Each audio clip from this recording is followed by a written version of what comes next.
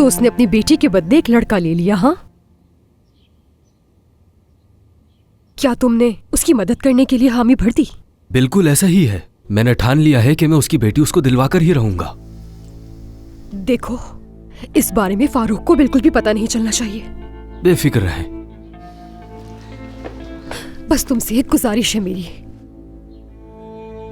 उसकी बेटी का जैसे ही पता चले उससे पहले सलीम तुम मुझे बताना, ठीक है? देखिए आंटी, सलीम, मैं सादिया और उसकी माँ से इंतहाई नफरत करती हूँ।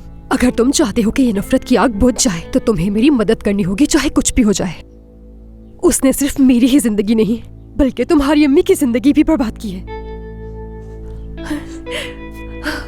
प्लीज करोगे ना ये?